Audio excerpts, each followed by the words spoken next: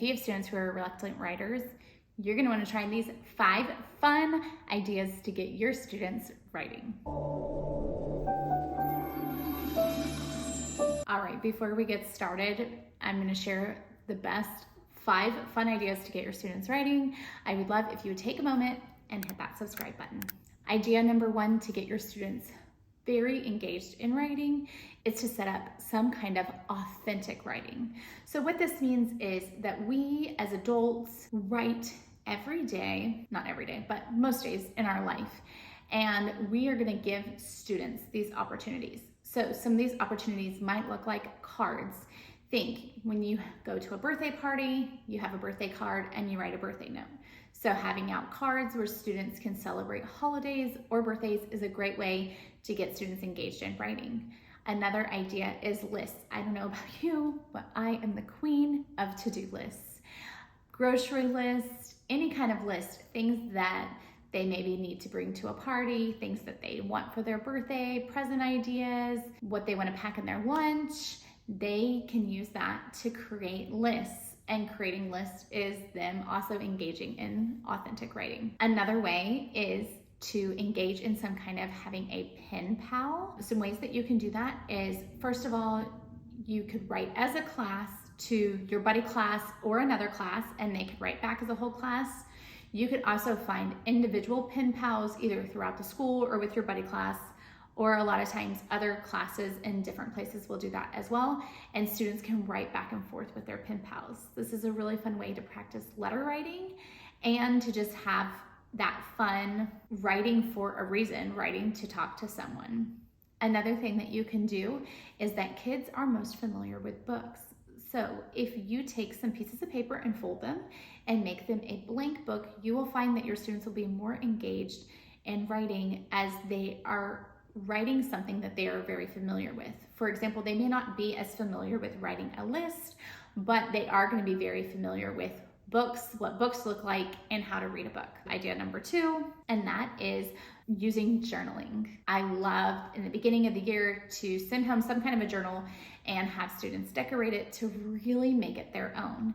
And then we use it for a couple of different things. On Mondays, we always write about their weekend. Students are always so eager to talk about their weekend, and this gives them a way to channel that and to tell their stories. And if we have time, I make sure that they have time to share. Some other things that we write about in our journal are if they have some kind of an accomplishment, or if we have something fun coming up, maybe we went on a field trip, we always journal about those things after. And then my next idea is actually idea number 3, but we write about it in our journal, and that's these fun writing prompts. So you put up a picture writing prompt, and they have the opportunity to write a little story about what's going on in this picture.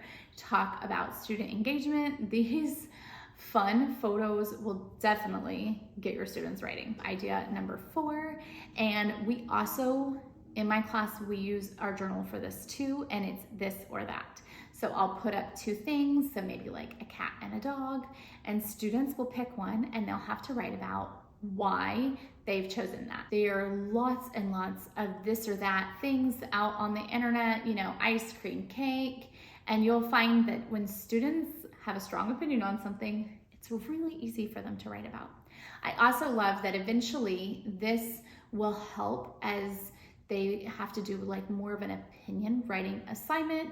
They've already been doing a lot of that opinion writing, and then we're just turning it into more of like an essay. Now, idea number 5 is definitely going to be for your upper grades. Your students are going to need to be able to write legibly so that other students can read it, and then the students are going to be able to need to read. And that's called Think, Write, Pass. So what you do is everybody gets a piece of paper. They get about 2 to 5 minutes to start writing a story. Then you stop, you pass it on to the next person in your group. Usually this works best with 4 to 5 people in the group. It is how it works best, because kids then will have about 2 to 4 minutes.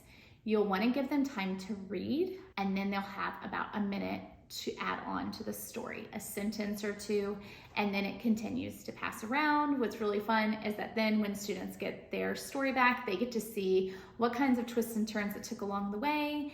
And if you want, then they, personally, that first author is the person that gets to add the ending and end the story. Now, the most important part is that you're gonna wanna make sure that after your kids do all of this fun and engaging writing, that they have an opportunity to share.